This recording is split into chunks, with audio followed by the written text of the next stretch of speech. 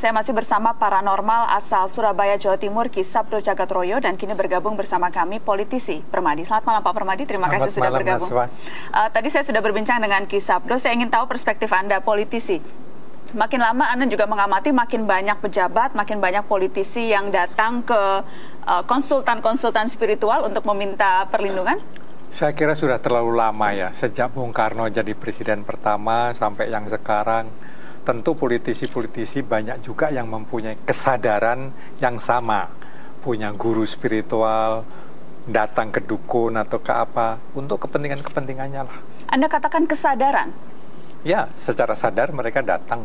Untuk meminta bantuan spesifiknya untuk apa, sepengetahuan Anda? Ya banyak ya, seorang koruptor tentu ingin supaya korupsinya selamat, tidak ditangkap polisi dan lain sebagainya. Seorang yang ikut pilkada atau apa pemilu supaya menang dan lain sebagainya. Banyak cara-cara yang ditempuh oleh para politisi. Tapi ada juga yang negatif, untuk menyantet lawan politiknya, untuk selamat agar korupsinya tidak ketahuan dan lain sebagainya. Yang soal menyantet ini Anda pernah ada cerita spesifik? Ada. Jadi beberapa orang yang terkenal di masyarakat sebagai ahli santet sering cerita pada saya bahwa dia mendapat pesanan dari seorang menteri bahkan. Menteri? Ya, untuk menghabiskan lawan politiknya. Dan itu betul terjadi, Anda melihat dengan mata kepala sendiri, Anda menyaksikan sendiri bahwa upaya untuk menyantet itu berhasil, katakanlah? Menurut saya tidak, karena ada juga orang yang melakukan penipuan ya. Misalnya, katakanlah, kamu menyantet Anda sampai mati berapa? Katakanlah 1 miliar. Saya minta dulu setengah, 500. Dibayar. Tapi sesudah itu ternyata ya ditipu aja. Ki Sabdo pernah mendengar cerita-cerita seperti itu? Pejabat yang kemudian ditipu sudah habis ratusan juta rupiah? Oh banyak Mbak. Makanya saya kalau nangani seseorang itu tanpa rupiah. Karena ilmu saya, orang lain senang, saya senang. Itu prinsip sudah. Kalau bicara jimat dan sebagainya? Banyak sekali. Kalau jimat itu bagi saya biasa ya. Saya sendiri pun punya yang namanya, orang mengatakan jimat silahkan, orang mengatakan apa silahkan aja. Karena toh itu memang... Bentuknya apa itu Pak Permadi? Bentuknya macam-macam. Ada keris, ada batu cincin, ada tongkat. Ada kemudian yang mengatakan Presiden Soekarno dan Presiden Soeharto. Dua-duanya presiden yang amat erat hubungannya dengan klinik katakanlah, atau percaya pada mistis, memiliki guru, memiliki dukun dan sebagainya. Bung Karno gurunya banyak, antara Romo Sumono yang memberikan keris-keris dan lain sebagainya untuk Bung Karno. Ada yang memberikan tongkat komando. Tongkat komando Bung Karno sendiri kan ada beberapa ya.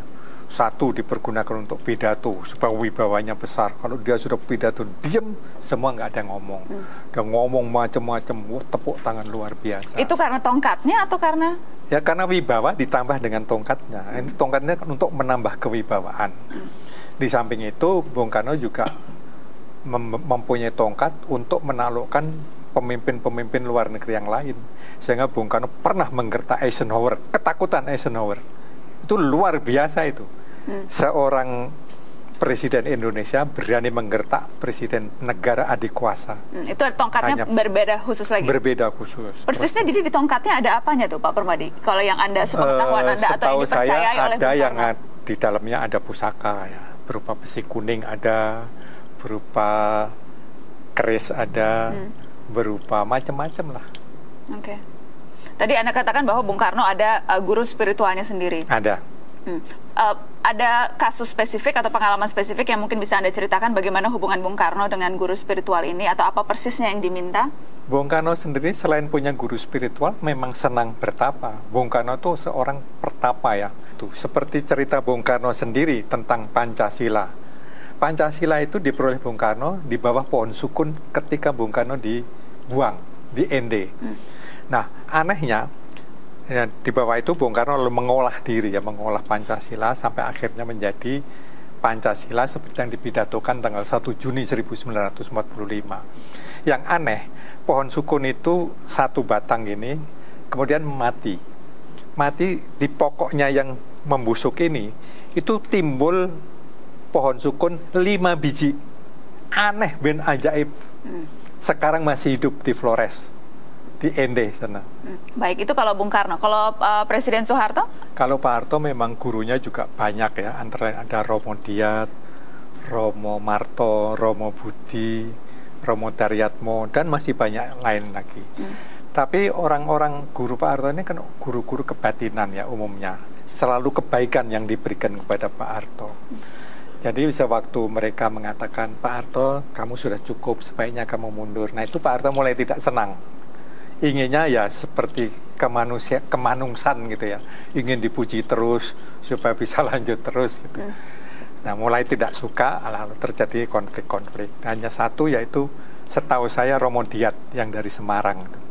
Itu setiap bulan Suro, Pak Harto selalu bersama Romo Diat di suatu tempat yang dianggap suci, apakah itu di Gua Semar Wonosobo atau di Trowulan atau di mana. Lalu Romo Diat itu mewedar sabda, ya, dibeberkan lah situasi politik, nanti akan terjadi pemberontakan, nanti akan terjadi penembakan, itu semua terjadi. Sehingga Pak Harto selalu lebih percaya kepada ramalan Romo Diat ketimbang